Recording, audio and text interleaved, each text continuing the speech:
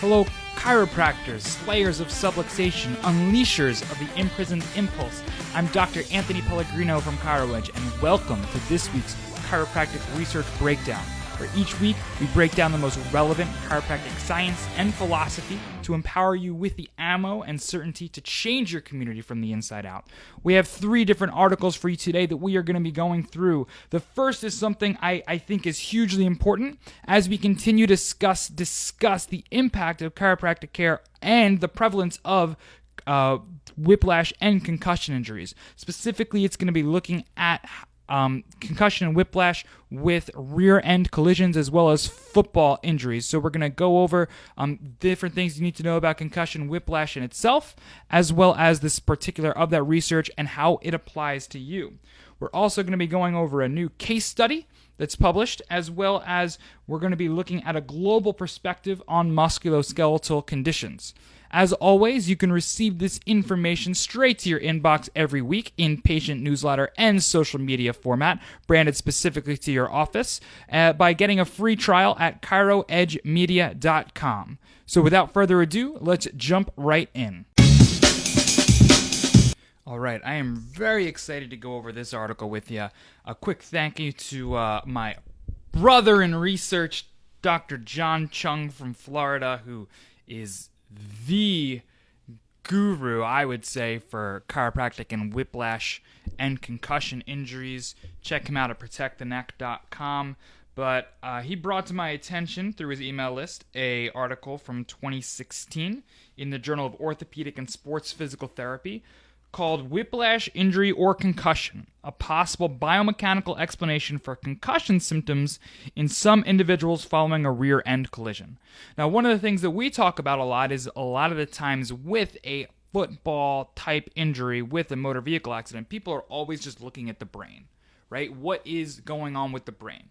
But we got to remember that the neck is attached there, right? So it's very difficult to imagine a head injury without having neck injury as well. And obviously what we know in chiropractic is that not only do we look at the overall just nerve tension, nerve function, muscles, and ligaments, but also the spine is what allows the proper flow of cerebrospinal fluid, which is going to allow for proper healing and protection of the brain as well. So any subluxation coming from an injury like that, for example, will cut off the brain's ability to properly heal from a brain injury, which is the reason we always recommend people get checked following a concussion, and etc. But they're going to look at the other way as well. Is something that typically would be a whiplash injury, like a rear end collision, going to affect concussion? So what's really a couple things to note here is that they, in terms of just education and understanding concussion as a clinician, is that typically people with whiplash or concussion recover within the first 3 months. Decreased or poor functional recovery, basically people who aren't going to be as likely to fully recover within those 3 months, are people who are older, females, and people who have acute symptoms. And so obviously, if they have acute symptoms, it's going to be more difficult to recover. So the biomechanical distinction between whiplash injury and concussion is very unclear, especially in rear end collisions, because they have such a high risk of whiplash injury, and the head also impacts the rear restraint. So they put these models up of these both football injuries and rear end collisions where they're monitoring with whiplash, peak brain stress, head velocity, etc. And when you think about it, and I'm going to kind of doing a demo which you guys can't see, is if your car is struck from the back, right, what's going to be, there's basically 4 different collisions essentially that are going to happen. And those are, first, the torso is going to move backwards and hit the seat behind you. After that torso hits the seat behind you, the head is going to whip backwards, and it's going to continue to first retract and then extend until we hit the headrest behind us. After that, the torso and the head are going to whip forward, which is where that whiplash type injury comes in. And if we're not wearing a seatbelt or something like that, we can collide with the window pane or with the steering wheel essentially in front of us. So we have these different collisions here. So obviously the position of the headrest is really important. And that's one of the things that they're measuring in this is during a rear end collision, what is the difference in brain and whip and brain strain essentially when a headrest is directly behind our head or when it's down. And as I'm sure you guys can imagine, with a headrest down, we're going to have much more trauma to the head and neck. So that's really what they kind of conclude in this article, and we're going to take other things from it as well as we continue to dive into it. But just know that in terms of education for your practice members, for yourself, a headrest up being directly behind your head is crucially important. Now, what they found was that, obviously, they had a couple different big findings, is that the higher the velocity, the higher the speed of impact, the more brain strain, neck strain, angular velocity, the more impact is going to be happening on the head and neck. Now, obviously, we didn't need to spend thousands of dollars on research to know that the higher speed impact, the more it was going to affect the head and neck. But the really interesting thing here is that they were only looking at accidents from about 5 to 10 miles per hour, about 9 to 17 kilometers an hour. What they found was that these football injuries, right? These football injuries that they were modeling and looking at were essentially NFL speed injuries. Majority of these injuries were greater than or had greater impact on the head and neck than had greater impact on the head and neck than the rear end motor vehicle crashes, about 10 miles an hour. However, at that 10 mile per hour range, if the headrest was down, it's extremely similar.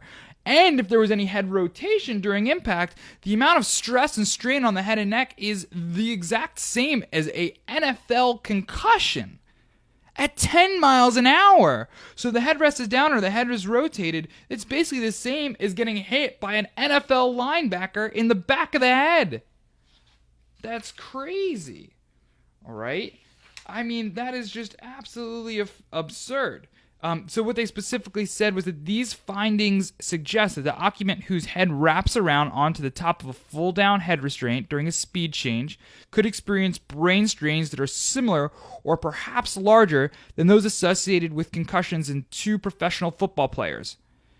If the head was rotated, if the rotated head posture the head was rotated during the head restraint impact, the brain strain compared to the neutral posture, an observation that parallels the increased whiplash injury with head rotated postures. So this is at 10 miles an hour. What they found was that with the head rest down or head rotated, they had an increase of about 1.5 times the amount of stress and strain on the head and neck. So the key points here to take away is that this is just something that is indicating that yes, in accidents as little as 10 miles an hour, we're seeing significant head and neck injuries that are equivalent to what we would see during NFL level hits and concussions. 10 miles an hour. So when you have somebody, especially who's female, especially who's older, especially who had some head or neck pain or acute injuries afterwards, who's coming in and saying, "Hey doc, I was in an accident the other day, but it was just at 10 miles an hour, it was just at 20 miles an hour, it was just at 25 miles an hour. I really don't think that there's going to be a problem." You need to say, "Shut up, we're doing an evaluation." Right? Shut up, we need to get checked. "Oh, my little 17-year-old was in a little fender bender the other day, it's not a problem." No. We absolutely 100% need to get them checked because we're showing, right, that basically they're getting hit by an NFL linebacker in the back of the head. And that's what can be happening, especially if the headrest isn't in the proper position and it's down, because you think about how much more head and neck extension happens, especially if their head was rotated, which, let's be real, if they're getting hit at an angle or if there's somebody else in the car, me as a husband, not as a father yet, if I were to brace for impact, I know immediately I'm going to throw out my right arm to try to hold my wife back, right? And I'm going to look over to make sure she's okay because that's the most important thing.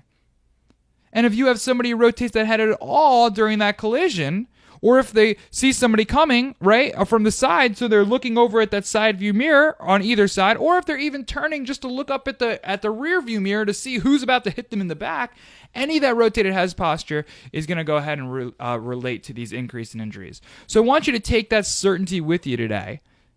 When you go, you have that somebody who comes in with the little fender bender, or you know what, that parent who their child hasn't been checked yet, right? Their child hasn't been checked yet, and they're saying, well, I don't know, blah, blah, blah, they're a little uncertain. And you just have the certainty to say, hey, you know what? That little fender bender that they had, this can be a big deal.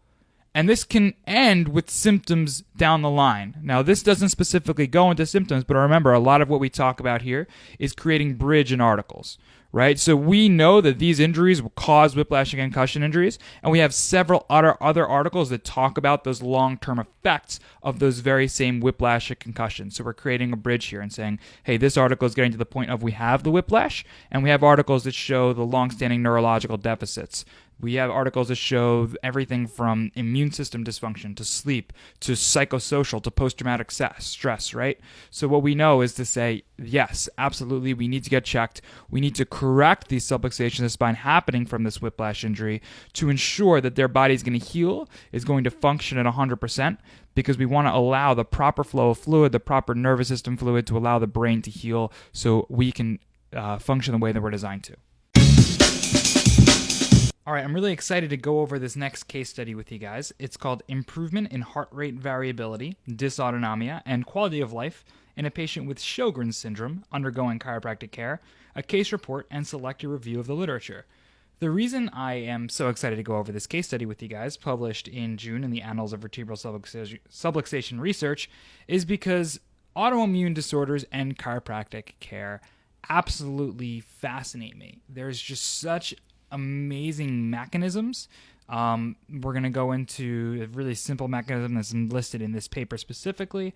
But ever since I read Dr. Demadian's research on upright MRI and multiple sclerosis, whenever I see any sort of autoimmune case, it just really, really, really gets me excited. And this is definitely no different.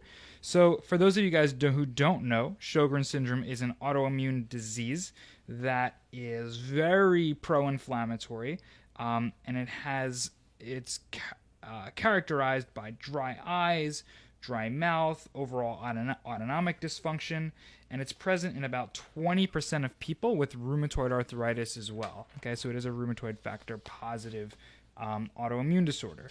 So this specific case is a 48-year-old female who came into a chiropractic office because she had been experiencing pain and numbness in her left leg for about the 2 years prior. She couldn't think of any significant trauma or anything else that could be leading to this pain. All right.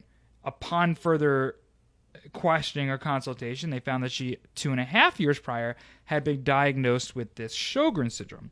So since then, she'd been gluten-free, awesome, under the care of a family MD, an orthopedist, and a physical therapist. When they did further history, she was on a ton of different medications there. It's like 7 different things because it's autoimmune. I mean, it could be Tylenol, Restasis, Flonase, Cymbalta, arthritis, ton of different stuff. She had fallen out of a tree at age 5, couldn't remember any severe consequences, but she also suffered from ear infections and allergies. The ear infection resolved, but she still was taking allergy medications and shots. She smoked 2 to 3 cigarettes a day. She would exercise about 25 to 35 minutes on a recumbent bike daily. And when she came into a chiropractic office, is basically what she had going on. So they did some x-rays. They did all 5 insight evaluations, which are algometry, surface EMG, thermal scanning, heart rate variability, found multiple levels of subluxation.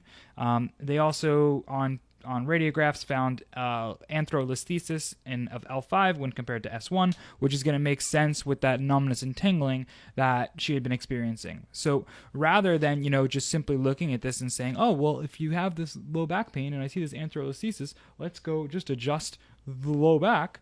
What they actually did was, did a thorough chiropractic evaluation. They use activator protocol to adjust levels of subluxation that aren't necessarily dependent on the pain, but rather are dependent on objective findings of areas of nerve interference. Who would have thought? With the last couple episodes of us getting in with this PTization of the chiropractic profession, that makes me really excited to see people actually analyze for and adjust subluxation. Now, what were the results? Well, she was seen 3 times a week for 6 weeks, 2 times a week for 8, once a week for 10. Given the ankylolisthesis, given the arthritis, given the autoimmune concerns, I mean, that's pretty, I would say, pretty typical frequency of care, nothing too crazy. At the end, she continued wellness from there, but at the time of her evaluation at the end of those weeks, her inflammation levels had decreased on her blood work. She was taking less medication, which is awesome, and she found an overall increase in energy. Now, we don't need to have like these crazy emotional descriptions in a case study of how this changed her life, but this is a 48-year-old woman. If you think about all the different medications that she was on, if you think of how every moment of her life had been influenced by this autoimmune concern for the last 2.5 years, if you think about the energy levels, which is huge for people with autoimmune concerns, I mean, this is completely a life changed.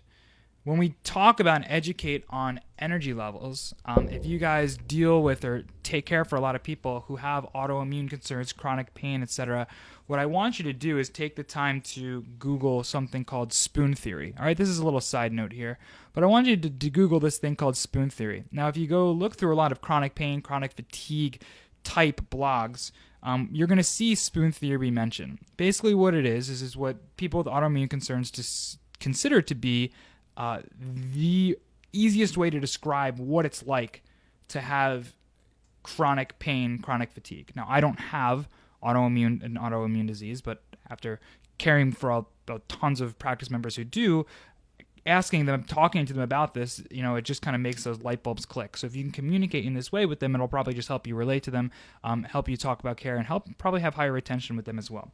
So the story goes is that this chronic pain blogger one time was sitting in a diner having lunch with a friend of hers, and this person just kind of was like, you don't look sick. That's why the reason we call it the invisible illness. Like, you don't look sick, but sometimes you just fall off the face of the earth, you don't get out of bed, and like, what's the deal? How would you describe this? So they're sitting in a diner, and this blogger who's there looks, and she grabs the spoons off the table, she puts them all together. She's like, I have 9 spoons here. Okay, let's think about spoons as energy. Okay, let's say it takes 9 spoons of energy to go throughout the day, right? Maybe taking a shower is 2, maybe going for a walk is 3 spoons. And if you look at it, at the end of the day, the average person has 9 spoons of energy, and they use maybe 7. So at the end of the day, they have 2 in the reserve tank every day. On a day when they're really, really, really, really busy and they're exhausted at the end of the day, maybe that's a day that they had to use all of their spoons. They had nothing left in the reserve. Now imagine if a typical day took, 7 spoons worth of energy, right? Just not even doing anything extra, just getting up, showering, going to work, coming home, and going to bed. But you with autoimmune disease, because of the process that your body goes through, you start the day at a deficit. You start the day at a 5. Now imagine if you had to wake up in the morning and say to yourself, you know what?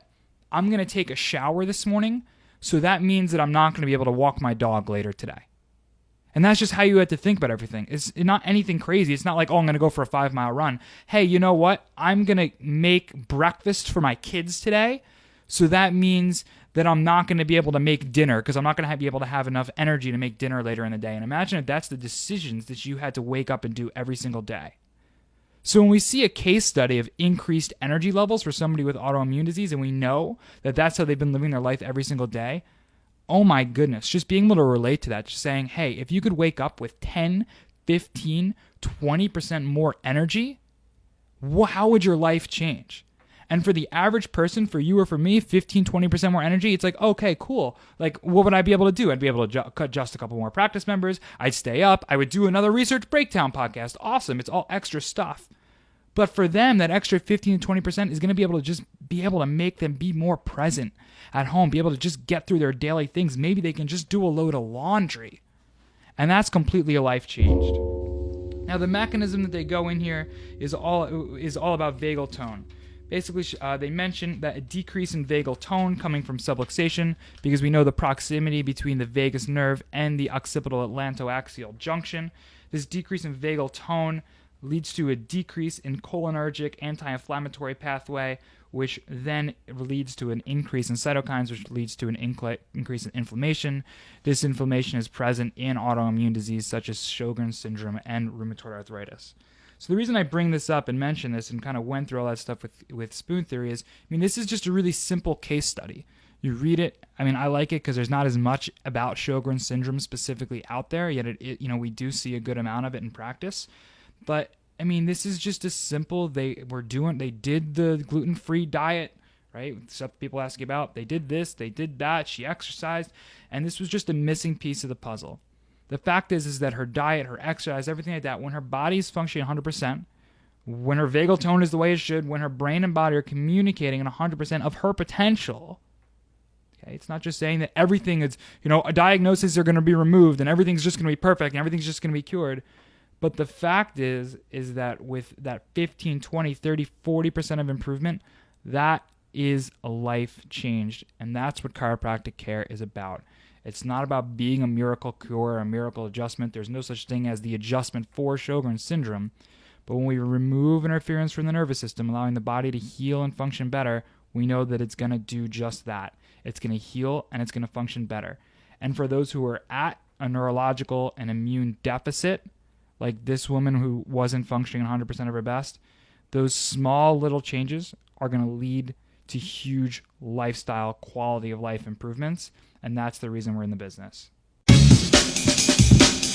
All right, this last article that I want to go over with you guys is a perspective. It's a review on the global burden of musculoskeletal conditions.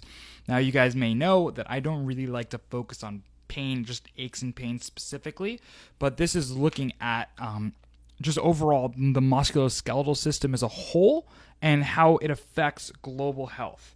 All right. It basically goes into the fact that there's 150 diagnoses that affect the locomotor system, our body's ability to move. 1 in 2 adults, so 50% of Americans are living with pain from a musculoskeletal condition. 50%. So if we look at just globally, that disability adjusted life years, so basically the years, if you take all the years that people are alive, that they're living with disability, right? So let's say that in my life, I live 2 years with disability. In your life, you live 4 years of disability. If you add up all of those years in the world lived with disability, right? 61% are from non-communicable diseases. 61%, which is up from 43% 25 years ago. That's absurd. So we've done so much work in looking at malaria, communicable diseases, spreadable disease, but we're really doing a bad job when it comes to things that do not spread.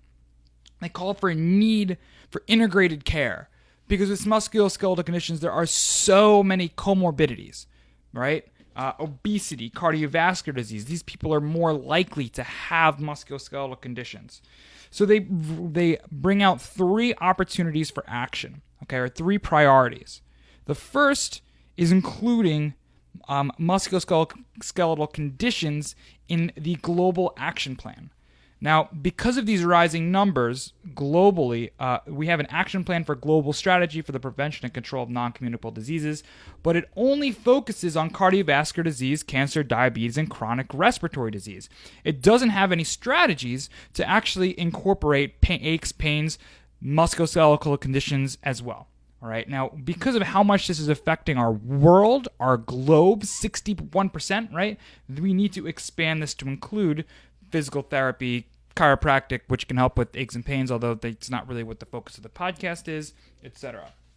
Second, and this is what I really believe to be important, is they call for including functional ability to be an outcome measure in seeing what we can do. Functional ability. That's taking the thought off of this person scaled they were an 8 out of 10 pain scale, to saying they had a 60% reduction in their ability to walk. They could only climb 10 stairs, and this is the improvement that we saw. Now we can climb 10 stairs. Now we can walk a mile. Now we can walk 10 steps. Now we can do all these different things. So changing the viewpoint to functional ability.